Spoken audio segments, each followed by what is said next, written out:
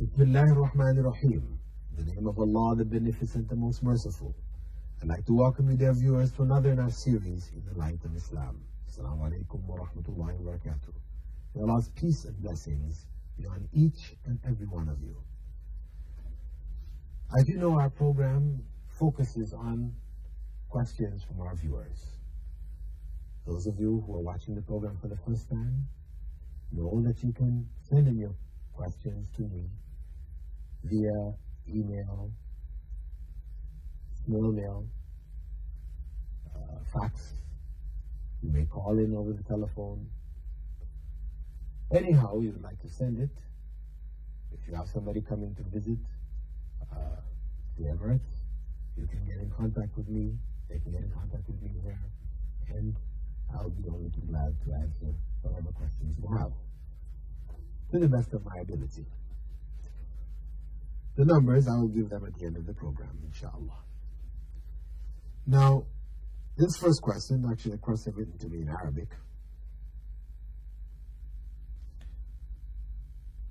This concerns the burning of bodies and the burying of bodies.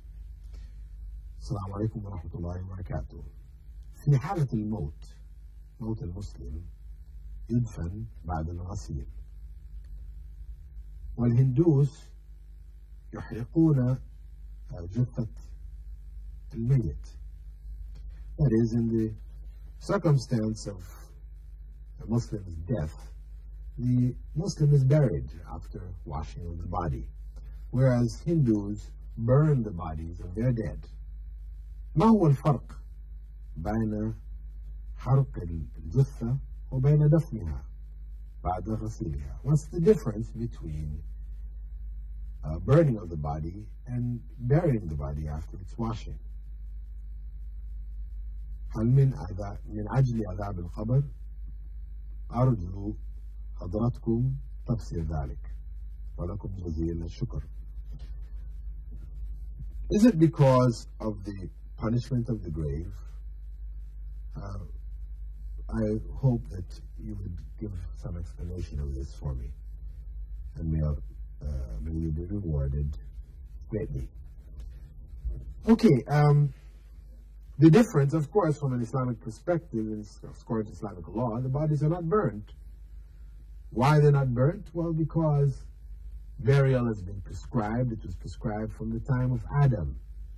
When Adam's sons, one of them killed the other, the crow came to show him how to cover the body, digging a hole in the ground.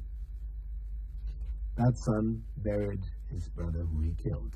And that has been the sunnah, or the way of the prophets and the righteous from that day to ours.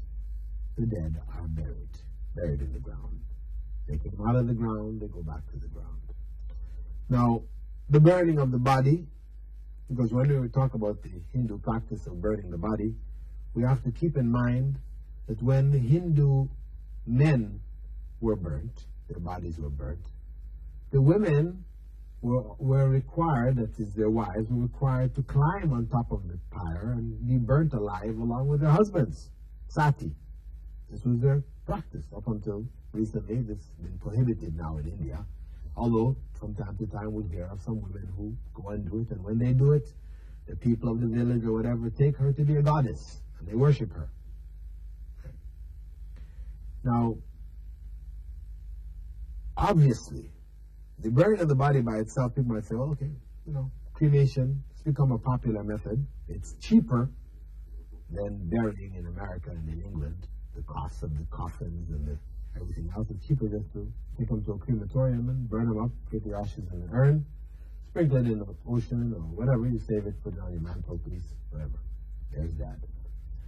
Well, this method, we have to understand, it was part of a system. And I'm sure everybody, when they hear the idea of the wife climbing on top of the pyre along with her husband, they say, oh, this is terrible. That's an evil thing. Well, of course, India, when it came into modern civilization, stopped it. But this was part of their teachings, of their beliefs. Because the wife, her value was nothing. Without her husband, she was nothing. She is nothing without a husband. So, he dies, she should go along with him. No point hanging around in this life. So this was their point of view. As it was wrong to have the husband, body burnt along with his wife, it's wrong to have the body burnt, period. The burial, this has been the prescribed mode. Now, the question was, is it because of the punishment of the grave why, Muslims will bury the body because there's a punishment of the grave? Prophet ﷺ had explained to us when a person dies, their grave will become either a garden from the gardens of paradise or a hole, a pit from the pits of hell until the point of resurrection. This is what would happen to them. Now, is the issue of burying to ensure that they will go through this? Is what the person is asking. Of course not. A person will be punished in the grave or rewarded, whether the body is burnt, whether they die at sea and the body is wrapped up and thrown over and the sharks come and tear it apart.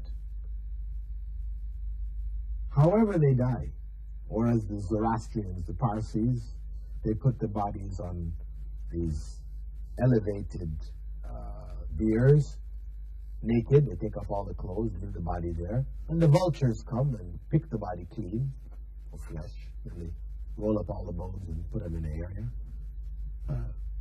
Whether they do it that way or they, however the person dies, they still go into the state of the grave.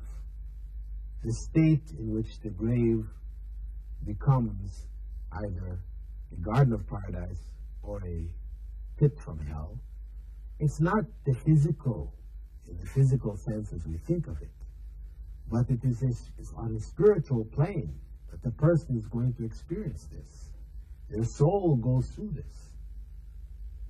So, however you die, you're still going to go through the state of the grave. And the punishment of the grave is still there. So, preserving the body and burying it this way is not because they're trying to, let them go through the punishment of the grave. Everybody is going to face it. Now, the issue of burying the body after washing, of course, this is part of respect paid to the dead, washing that body as the body washed itself when it was living, wrapping it and burying it. This is part of connection with the dead in the sense of remembrance of those, who pass away, reminding those who are living that their turn is coming. At the same time, it's also praying for the dead. Those who die, pray for them. And their bodies are put into the ground. The process of burial, all of this is part of remembrance of death for those involved. Should be.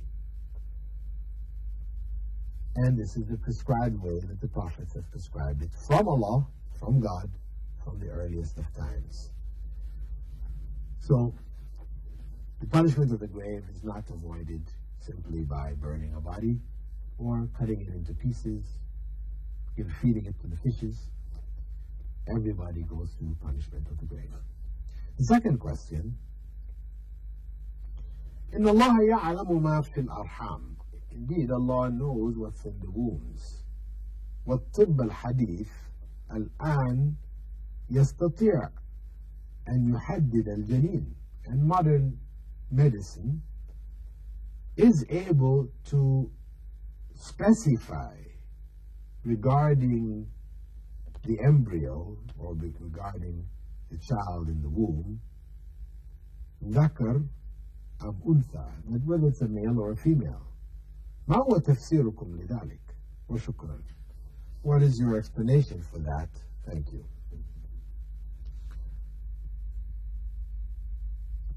Meaning, Allah has stated in the Quran that He knows what is in the wombs. And the Prophet ﷺ in some statements has made that, amongst the areas of knowledge which are unique to Allah is knowledge of what is in the wombs. So now, modern medicine is able to find out. They can look into the ultrasound, whatever, see the baby